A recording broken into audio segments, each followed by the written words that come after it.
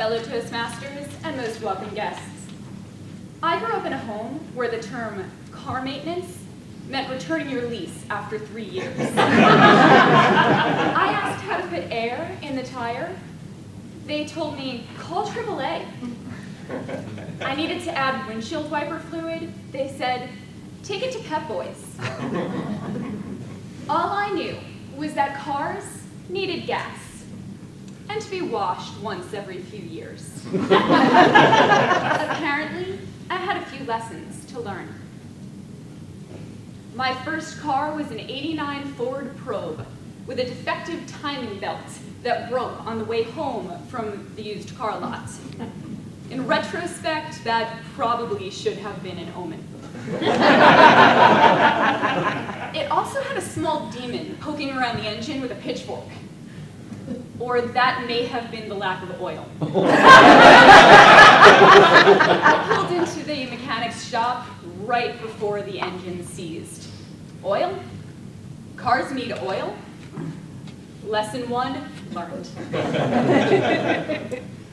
The Probe followed me into college, where I did my best to destroy it.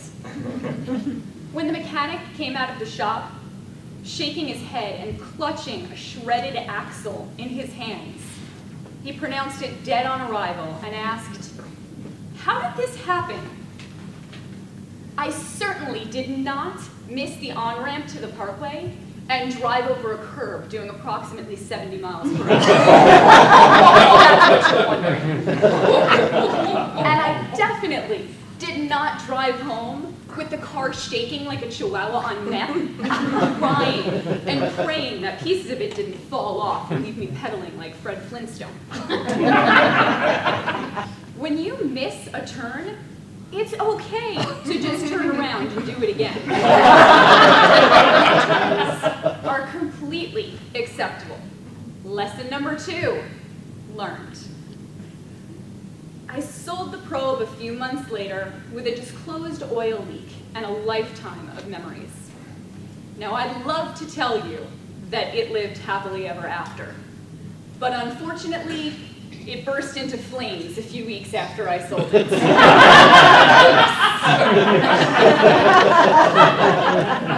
My next car was a shiny black Saturn that went from 0 to 60 in approximately 10 minutes. There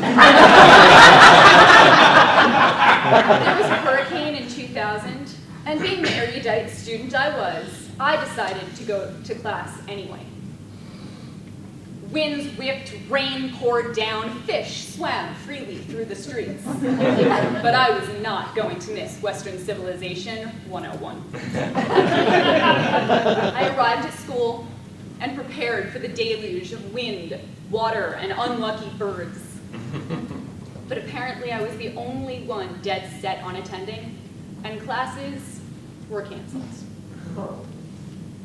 Now I'm pretty sure that the depression in the parking lot had always been there.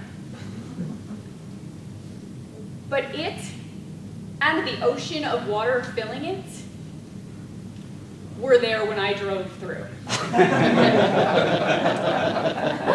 And as you can imagine, my Saturn learned to deep sea dive that day. And it drowned.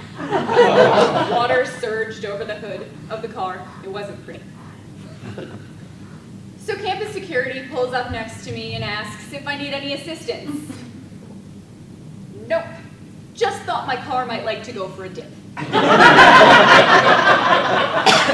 As there was already water halfway up the door, I rolled down the window and I sang the Indiana Jones theme song as I climbed out of my car and into a nice, dry SUV. I waited for AAA, who picked me up at the campus security booth and drove me to my car, which was now wearing water wings and a scuba mask. The driver asked, trying to keep me calm as I was weeping at this point, what happened? I got stuck in a puddle. Water? No, quicksand. He stopped trying. Every wire in the car and the alternator were replaced. Cars don't actually like to go swimming. Lesson number 3, learned.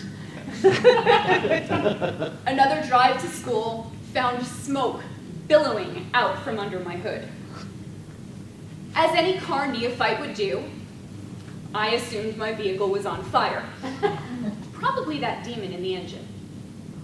I crossed 4 lanes of traffic, threw my car into park, grabbed my cell phone, jumped out of the car, slammed the lockdown, and now, while humming the Mission Impossible theme, I somersaulted over my car and dove behind a bush. After a few minutes, water, or some liquid, poured out from underneath my car, and I assumed it was safe to approach. As I stood there, looking in the window and pulling leaves out of my hair, I stared at my purse. Lesson number 4, radiators may malfunction, but cars don't usually burst into flames, so you should probably take your keys whenever exiting the vehicle. I have learned a lot of lessons since I started driving, and thanks to me, my mechanic sent his kids to an amazing private school.